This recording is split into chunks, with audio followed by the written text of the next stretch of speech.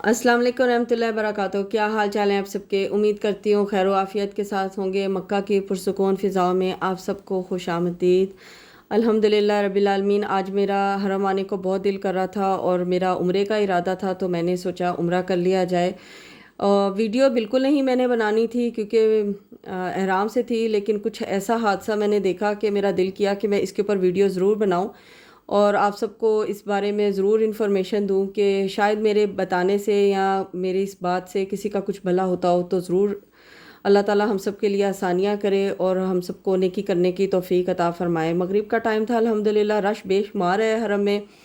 और जब मैं हरम में दाखिल हुई तो मगरिब का टाइम था और उन्होंने मुझे फ़र्स्ट फ्लोर पे भेज दिया। नीचे ग्राउंड फ्लोर पे जहाँ मताफ़ होता है वहाँ पर नहीं जाने दिया, इसलिए क्योंकि जिस टाइम नमाज का टाइम होता है तो उस वक़्त तमाम रास्ते बंद कर दिए जाते हैं, जैसे बहुत सारे लोग जानते होंगे इस बात को। और जो नहीं गए हैं अब तक हरम शरीफ, अल्लाह ताला उनके लिए आसानियों के रास्ते बनाए और जल्द अज जल्द अल्लाह ताला अपने घर की उनको ज़ियारत करवाए। तो इसलिए क्योंकि जो एहराम वाले होते हैं, सफ़े बनती हैं मर्द हज़रात, उनको तो नीचे जाने देते हैं और लेडीज़ का रुख ऊपर की तरफ मोड़ देते हैं। नीचे जब सफ़े बनती हैं तो आपने देखा होगा माशाल्लाह टीवी में या नेट पे, माशाल्लाह इतना खूबसूरत मंज़र लगता है।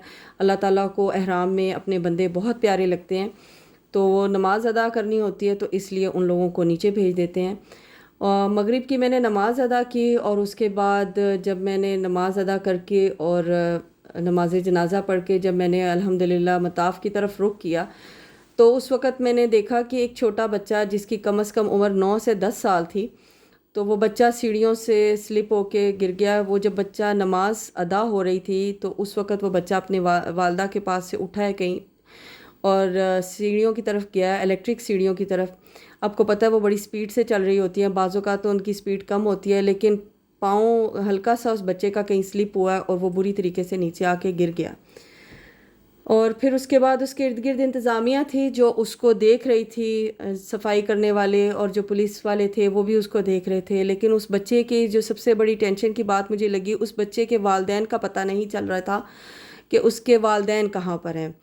तो मैंने सोचा कि इस पे वीडियो बनाऊं कि आप जब हरम शरीफ में आएँ तो कोशिश करें कि आप अपने बच्चों को ये समझा के लाएं, इतनी दोस्ती करें उनके साथ कि आपके पास से आपका बच्चा ना हटे। अगर वालदा के पास है तो वो बच्चा वहाँ से ना हटे, और अगर वालिद के साथ है तो भी ना हटे।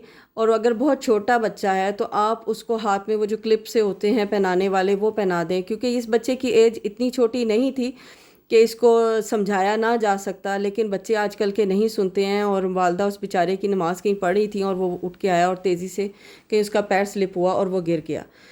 तो जब आप हरम शरीफ में आएँ तो इस चीज़ का बहुत ख्याल रखें कि बच्चे आपसे दूर ना जाएं। अक्सर बच्चे यहाँ पर गुम हो जाते हैं, ज़ख्मी हो जाते हैं, गिरते हैं। तो उस दौरान में मुझे वज़ू करने की जगह नज़र आई, तो मैंने सोचा आपको ये भी बता दूं कि सीढ़ियों के नीचे जगह जगह पे वज़ू खाना बने हुए हैं जहां लेडीज़ भी वज़ू कर सकती हैं और जेंट्स भी। जेंट्स का अलग होता है और लेडीज़ का अलग होता है। अंदर से मैं आपको नहीं दिखाऊंगी क्योंकि बेपर्दगी होगी।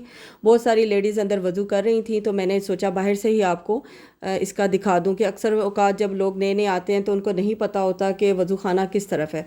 तो जब आप हरम शरीफ के अंदर बरामदे की तरफ आते हैं तो जो सीढ़ियों के नीचे वाला एरिया, वहाँ ज़्यादातर आपको इस तरह के वज़ू करने का जगह मिलेगी।